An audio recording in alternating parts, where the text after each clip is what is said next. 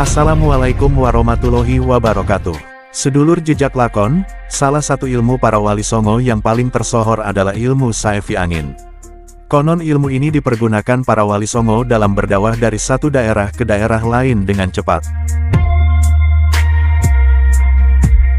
Ilmu saiti angin ini seperti ilmu meringankan tubuh, di mana sang empunya ilmu tersebut dapat berjalan dengan cepat di darat dan di atas air, seperti tokoh superhero Marvel The Flash. Kekuatan saevi angin yang sangat dahsyat ini diyakini sulit diimbangi oleh kekuatan lain.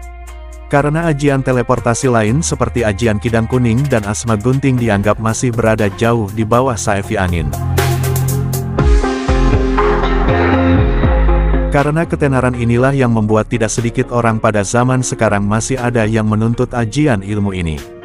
Namun, perlu diketahui bahwa ilmu ini tidak sembarangan bisa dimiliki oleh manusia biasa. Konon hanya mereka yang memiliki hati suci dan tekad di jalan yang benar yang bisa menguasai ilmu ini. Beberapa tokoh yang konon memiliki ajian saiti angin selain Wali Songo adalah Arya Kamandanu. Walaupun keberadaan Foko ini terkenal sebagai tokoh fiksi dalam cerita sandiwara radio Yekin diangkat ke layar lebar. Namun sebagian masyarakat Jawa menganggap Arya Kamandanu sebagai tokoh sejarah di era Kerajaan Singasari. Ilmu saevi angin yang berarti pedang angin ini dikenal akan sebagai jurus teleportasi yang sangat cepat. Dengan jurus ini Kamandanu akan sangat cepat mengeksekusi siapa saja yang melakukan kejahatan.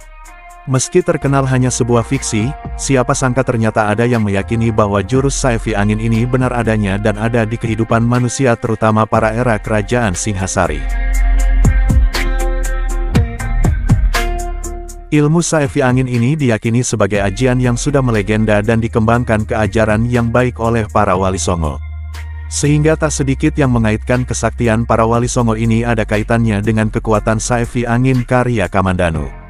Selain menjadi sarana teleportasi, konon ajian saevi angin ini bisa dijadikan senjata yang sangat mematikan dengan membentuk topan penghancur yang berbentuk pedang menjulang tinggi ke langit. Namun cerita versi ini masih diragukan karena belum ada sosok tokoh pengguna yang menjadikan saevi angin menjadi senjata.